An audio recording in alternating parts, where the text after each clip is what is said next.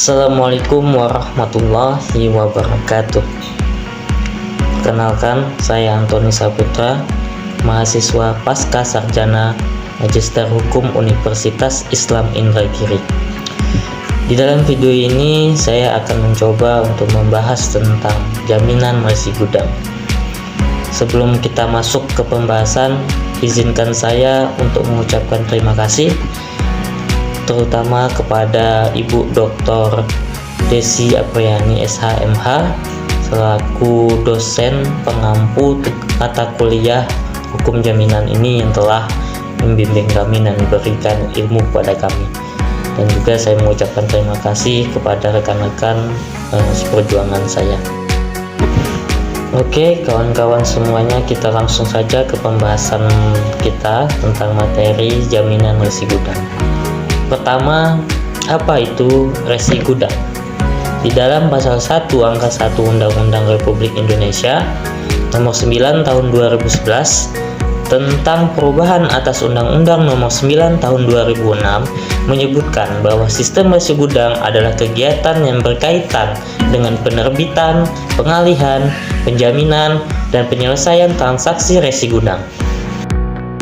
Selanjutnya, pada pasal 1 angka 2 disebutkan bahwa resi gudang adalah dokumen bukti kepemilikan atas barang yang disimpan di dalam gudang yang diterbitkan oleh pengelola gudang. Selanjutnya, dasar hukum. Keberadaan sistem resi gudang diperkuat sejumlah dasar hukum, yakni Undang-Undang Nomor 9 Tahun 2011 tentang perubahan atas Undang-Undang Nomor 9 Tahun 2006 tentang sistem resi gudang, beserta peraturan pelaksanaannya yang mencakup 1. Peraturan Pemerintah Nomor 36 Tahun 2007 tentang pelaksanaan Undang-Undang Nomor 9 Tahun 2006 tentang sistem resi gudang. Yang kedua, Peraturan Kepala Bapepti yang mengatur mengenai teknis penyelenggaraan sistem resi gudang. Yang ketiga, Peraturan Menteri Perdagangan Nomor 52/Per/9/2014 tentang tata cara seleksi lembaga pelaksana penjaminan sistem resi gudang. Yang keempat, Peraturan Pemerintah Nomor 10 Tahun 2014 tentang persyaratan dan tata cara penetapan lembaga pelaksana penjaminan resi gudang.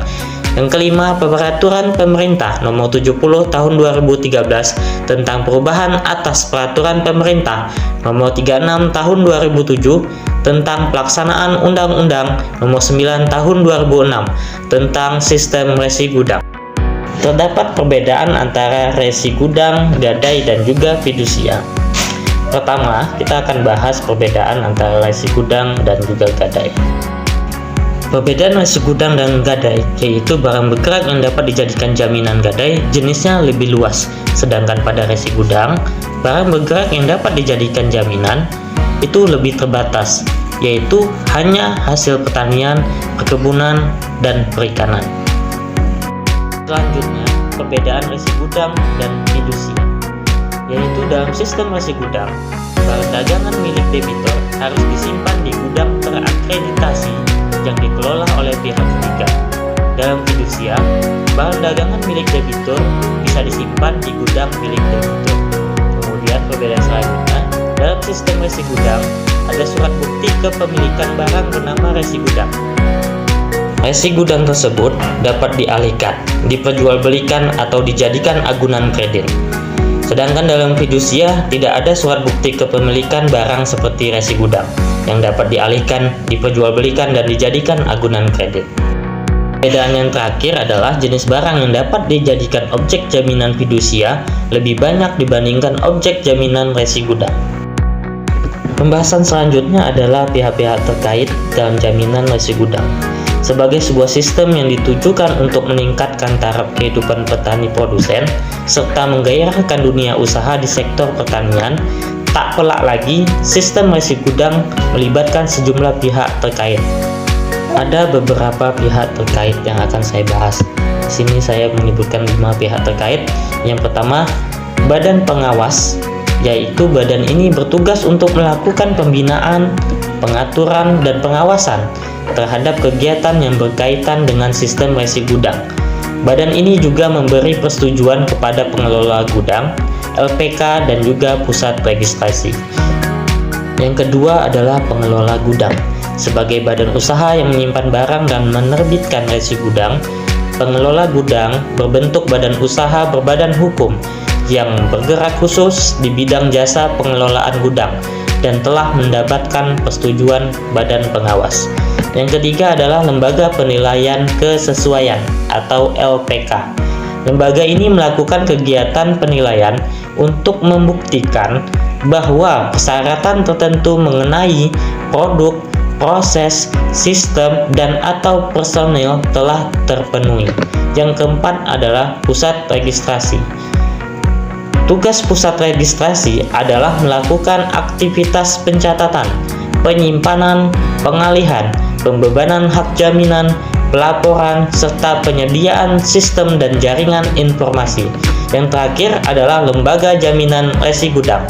Lembaga ini adalah badan hukum Indonesia yang menjamin hak dan kepentingan pemegang resi gudang atau penerima hak jaminan terhadap kegagalan, kelalaian, dan ketidakmampuan pengelola gudang dalam melaksanakan kewajibannya menyimpan dan menyerahkan barang yang tertera dalam resi gudang. Berdasarkan PP nomor 1 tahun 2016, Perum Jamkrindo telah ditetapkan sebagai lembaga pelaksana penjaminan resi gudang yang fungsinya antara lain melindungi hak pemegang resi gudang dan atau penerima hak jaminan serta memelihara stabilitas dan integritas SRG. Hak dan kewajiban para pihak dalam jaminan resi gudang. Kita akan bahas dulu hak pemberi jaminan dan kewajiban pemberi jaminan resi gudang. Yang pertama, haknya berhak untuk mendapatkan pinjaman uang sebagai perjanjian pokok yang diikat dengan jaminan resi gudang. Yang kedua, berhak untuk mendapatkan pemberitahuan jika akan dilakukan penjualan atas objek jaminan resi gudang. Ketiga, berhak untuk mendapatkan kembali resi gudang setelah hapusnya jaminan resi gudang. Kewajiban. Kewajibannya yaitu wajib untuk membuat akta jaminan resi gudang, kemudian wajib untuk melakukan pelunasan piutang kreditur, kemudian wajib menyerahkan resi gudang kepada penerima resi gudang. Jika tadi kita sudah membahas hak dan kewajiban bagi pemberi jaminan resi gudang, sekarang kita akan bahas hak dan kewajiban penerima resi gudang. Hak penerima jaminan resi gudang yang pertama yaitu berhak untuk menerima hak jaminan resi gudang sebagai agunan atas piutangnya. Kemudian yang kedua, berhak untuk mendapatkan kedudukan yang diutamakan sebagai kreditur preferen. Yang ketiga, berhak untuk didahulukan dalam menerima pelunasan piutang dibandingkan kreditur lainnya berdasarkan objek jaminan resi gudang. Yang keempat, berhak menerima pembayaran sebagai pelunasan utang debitur. Yang kelima, berhak menerima dan menguasai jaminan resi gudang. Yang keenam, berhak melakukan eksekusi atas objek jaminan resi gudang jika debitur wan prestasi. Yang ketujuh, berhak menjual objek jaminan atas resi gudang yang dieksekusi atau kekuasaan sendiri. Yang kedelapan, berhak untuk mengalihkan piutang yang dijamin dengan jaminan resi gudang dengan memberitahukannya pengalihan tersebut kepada pemberi resi gudang. Selanjutnya, kewajiban penerima resi gudang. Yang pertama, wajib untuk membuat akta pembebanan jaminan resi gudang. Yang kedua, penerima resi gudang wajib memberitahukan perjanjian pengikatan resi gudang sebagai hak jaminan kepada pusat registrasi dan pengelola gudang. Yang ketiga, wajib memberitahukan kepada pusat registrasi dan pengelola gudang jika jaminan resi gudang telah hapus. Yang keempat, wajib mengembalikan kelebihan hasil eksekusi objek jaminan resi gudang jika hasil eksekusi lebih besar dari jumlah piutang. Dan yang terakhir, dilarang memperjanjikan bahwa penerima jaminan resi gudang akan menjadi pemilik objek jaminan resi gudang jika pemberi jaminan resi gudang wan prestasi. Barang yang dapat disimpan di dalam gudang. Tidak semua barang dapat disimpan dalam gudang dan mendapatkan resi gudang. Barang yang akan disimpan dalam gudang untuk diterbitkan resi gudang adalah setiap benda bergerak yang dapat disimpan dalam jangka waktu tertentu dan diperdagangkan secara umum. Barang tersebut diutamakan adalah barang-barang strategis, komoditi unggulan, barang dengan tujuan ekspor dan atau ketahanan pangan, serta paling sedikit memenuhi persyaratan sebagai berikut. 1. Memiliki daya simpan paling sedikit 3 bulan. 2. Memenuhi standar mutu tertentu. Dan yang ketiga, jumlah minimum barang yang disimpan. Berdasarkan Peraturan Menteri Perdagangan Republik Indonesia Nomor 35/Mdak/Per/5 tahun 2016 tentang perubahan kedua atas Peraturan Menteri Perdagangan Nomor 37/Mdak/Per/11 tahun 2011 tentang barang yang dapat disimpan di gudang dalam penyelenggaraan sistem resi gudang adalah gabah, beras, jagung, kopi, kakao, lada, rotan, karet, garam, kopra, rumput laut, gambir, dan timah.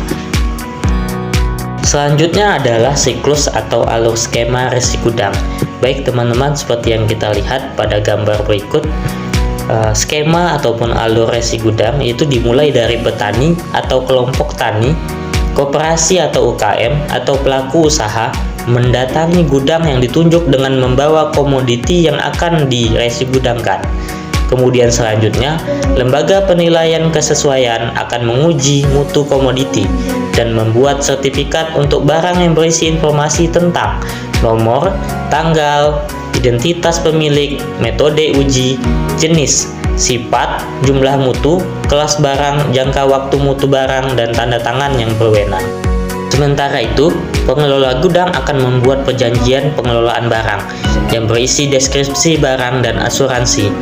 Pengelola gudang juga akan menerbitkan resi gudang setelah menerima kode registrasi dari pusat registrasi yang berisi informasi tentang judul resi gudang, nama pemilik, lokasi gudang, tanggal penerbitan, nomor penerbitan, nomor registrasi, waktu jatuh tempo, deskripsi barang, biaya simpan, nilai barang, serta harga pasar. Proses terakhir adalah pengelola gudang menyampaikan informasi tersebut pada pusat registrasi dan seluruh data dan informasi dalam resi gudang ini ditata usahakan oleh pusat registrasi. Pengelola gudang juga akan memberitahu semua informasi tersebut pada badan pengawas. Jika semua proses ini telah dilakukan, resi gudang yang diterbitkan oleh pengelola gudang bisa diterima petani atau pelaku usaha untuk segera diuangkan pada lembaga pembiayaan bank atau non-bank yang ditunjuk. Bentuk resi gudang. Resi gudang terdiri atas resi gudang atas nama dan resi gudang atas perintah. Penggunaan resi gudang atas nama dan resi gudang atas perintah dalam sistem resi gudang adalah untuk memberikan pilihan kepada pemilik barang berdasarkan kebutuhannya. Resi gudang atas nama adalah resi gudang yang mencantumkan nama pihak yang berhak menerima penyerahan barang. Resi gudang atas nama apabila mencantumkan nama pihak yang berhak menerima harus dengan jelas tanpa tambahan apapun. Sedangkan resi gudang atas perintah adalah resi gudang yang mencantumkan perintah pihak yang berhak menerima penyerahan barang. Resi gudang atas perintah apabila nama pihak yang berhak menerima disebut dengan jelas dengan tambahan kata-kata atas perintah. Selanjutnya adalah penerbitan resi gudang. Setiap pemilik barang yang menyimpan barang di gudang berhak memperoleh resi gudang. Pengelola gudang menerbitkan resi gudang untuk setiap penyimpanan barang setelah pemilik barang menyerahkan barangnya. Hal ini tercantum dalam pasal 6 Undang-Undang Sistem Resi Gudang. Biaya penerbitan tergantung kebijakan masing-masing pengelola gudang. Biaya penerbitan resi gudang mencakup biaya penyimpanan atau pengelolaan komoditi yang dititipkan, pengujian mutu, dan asuransi. Resi gudang pengganti. Dalam hal resi gudang hilang atau rusak, pengelola gudang wajib menerbitkan resi gudang pengganti atas permintaan pemegang resi gudang. Resi gudang yang hilang atau rusak tidak mengubah status pemegang resi gudang sebagai pemilik barang. Oleh karena itu, pengelola gudang mempunyai kewajiban untuk menerbitkan resi gudang baru yang memuat penjelasan nomor dan tanggal penerbitan resi gudang yang asli dengan diberi tanda kata resi gudang pengganti. Resi gudang dikategorikan rusak apabila satu atau lebih hal-hal yang seharusnya tercantum dalam resi gudang tidak terbaca, terhapus, atau hilang. Permintaan penerbitan resi gudang pengganti harus disertai bukti-bukti yang dapat dipertanggungjawabkan secara hukum. Resi gudang yang hilang atau rusak dinyatakan tidak berlaku setelah diterbitkan resi gudang pengganti. Resi gudang pengganti mempunyai kekuatan hukum yang sama dengan resi gudang yang digantikan. Selanjutnya, pengalihan resi gudang. Pengalihan resi gudang atas nama dilakukan dengan akta otentik. Pengalihan resi gudang atas perintah dilakukan dengan endosemen yang disertai penyerahan resi gudang. Pihak yang mengalihkan resi gudang wajib melaporkan kepada pusat registrasi.